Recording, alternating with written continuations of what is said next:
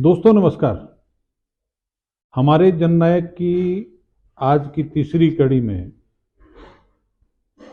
हम बात करेंगे लोकसभा के तीसरे आम चुनाव जो 1962 में 19 फरवरी से 25 फरवरी के बीच संपन्न हुए और उनमें चुनाव संपन्न होने से पहले भारत सरकार ने परिसीमन आयोग गठित करके 1962 के चुनाव से पहले पूरे देश की लोकसभा और विधानसभा की सीटों का पुनर्परिसीमन करवाने के साथ साथ उनके आरक्षण में परिवर्तन के साथ साथ जो सीटों की संख्या का क्रम है बदला, सीटों के नाम बदले, सीटों को जो प्रदेशों को आवंटित लोकसभा और विधानसभा की सीटों की संख्या थी उस संख्या में भी परिवर्तन हुआ।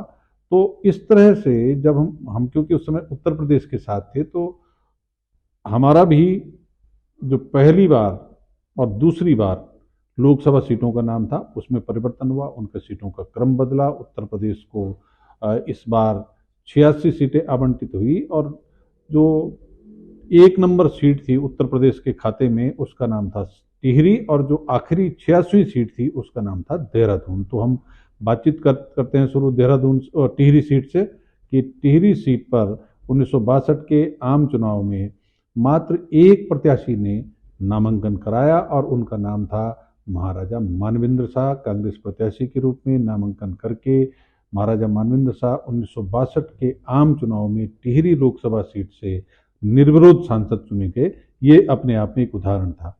लोकसभा सीट संख्या 2 इस सीट का नाम पड़ा गढ़वाल और गढ़वाल सीट पर 1962 के आम चुनाव में कुल 6 लोग चुनाव मैदान में उतरे, जिनको जो कुल मत मिले वो थे 1,41,408 37.98% और कांग्रेस प्रत्याशी भक्त दर्शन जी को इस बार भी सबसे अधिक वोट पड़े 67,959 67959 मत पाकर के श्री भगत दर्शन जी तीसरी बार सांसद चुने गए।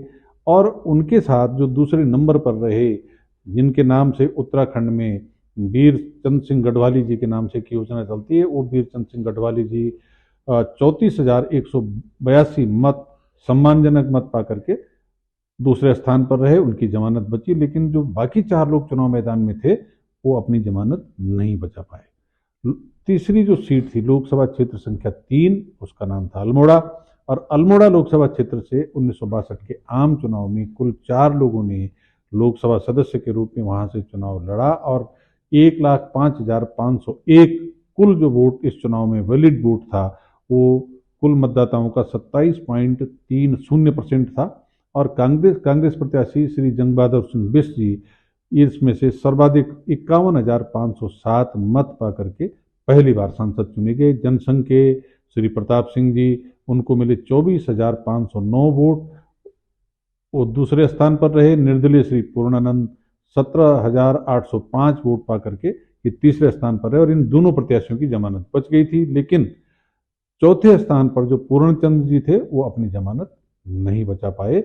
ये अल्मोड़ा के चुनाव का परिणाम था। लोकसभा सीट संख्या आती है 4, इसका नाम था नैनीताल और नैनीताल लोकसभा क्षेत्र से 1962 के आम चुनाव में कुल 6 प्रत्याशी चुनाव मैदान में थे, जिनमें से जिनको कुल जो मतदान हुआ इन 6 प्रत्याशियों के लिए 2,31,134 जो कुल मतदाताओं का 54.82% था।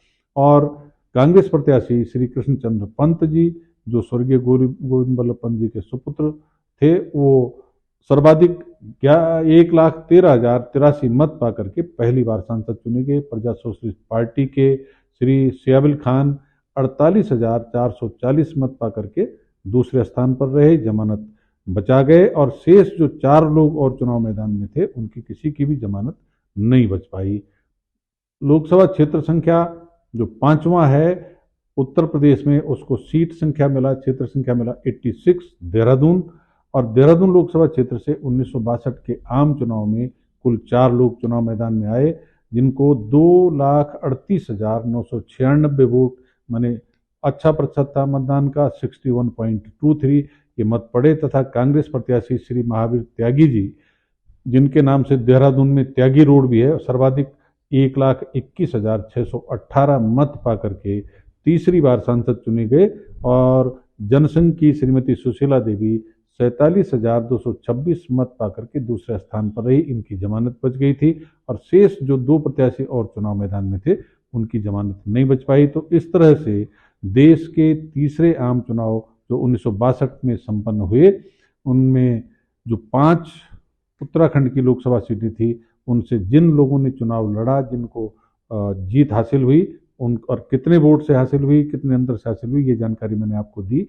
इस जानकारी को और लोगों तक पहुंचाने के लिए मेरा आपसे बहुत ही विनम्र निवेदन कि इसको चैनल को जोत सिंह बिष्ट के नाम से जो मेरा चैनल है उसको सब्सक्राइब करने के साथ इस वीडियो को शेयर भी करें और लाइक भी करें। आप सबका धन्यवाद। जय हिंद, जय उत्तराखंड।